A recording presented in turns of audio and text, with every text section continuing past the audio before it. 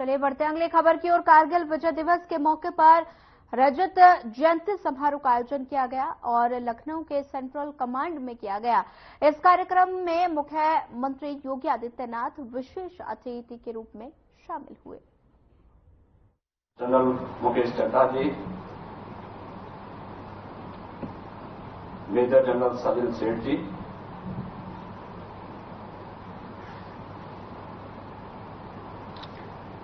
उत्तर प्रदेश शासन के एडवाइजर शिवनीश अवस्थी जी,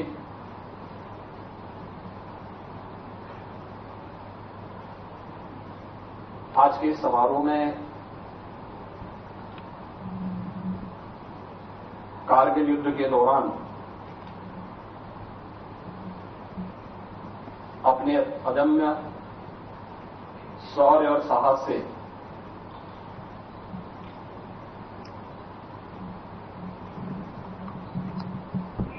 मातृभूमि की रक्षा करने वाले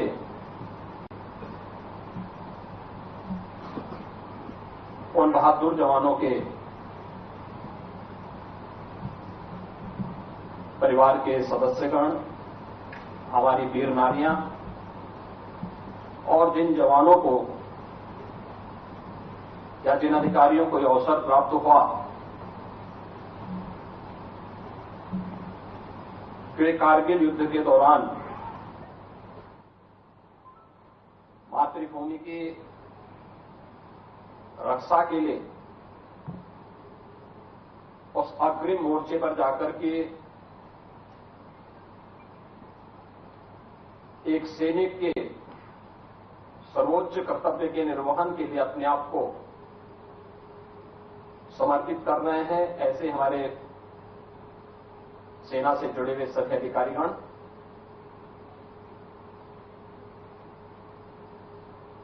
सेंट्रल कमांड से जुड़े हुए हमारे सभी सेना के अधिकारी और उनके परिवार के सदस्य, बहादुर जवान और उपस्थित बहनों और भाइयों,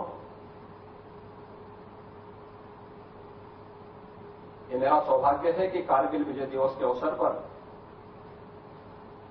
आज मुझे उन वीर नारियों का सम्मान करने का अवसर प्राप्त हुआ जिन्होंने इस युद्ध में अपने परिवार के सदस्यों को तो खोया, लेकिन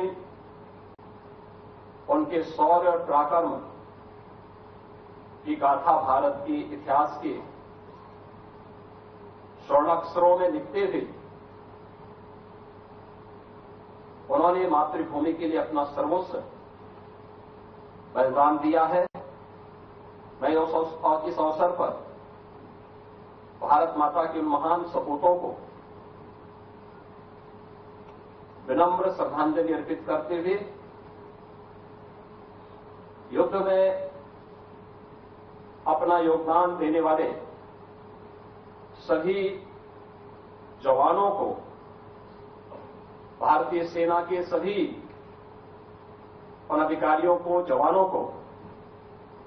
उनकी स्मृतियों को नमन करता हूं।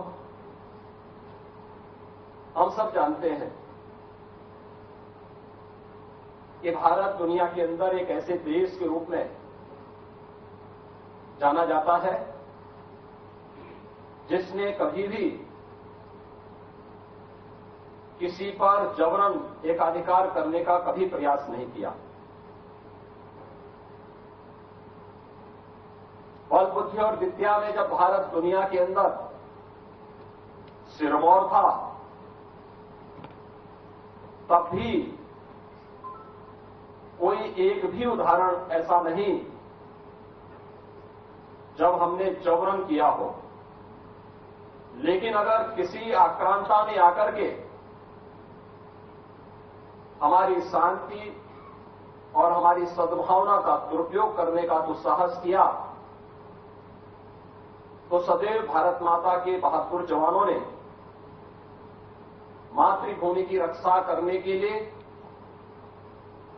अपना सर्वस्व न्यौछावर करने में किसी भी प्रकार की कोई और कसर भी नहीं छोड़ी। हम लोग हमेशा से इस बात पर विश्वास करते रहे हैं और ये भारत की परंपरा भी है कि शस्त्रेण रक्षते राष्ट्रे शास्त्र चिंता प्रवर्तते, कि शस्त्र से रक्षित राष्ट्र ही शास्त्र चिंतन के माध्यम से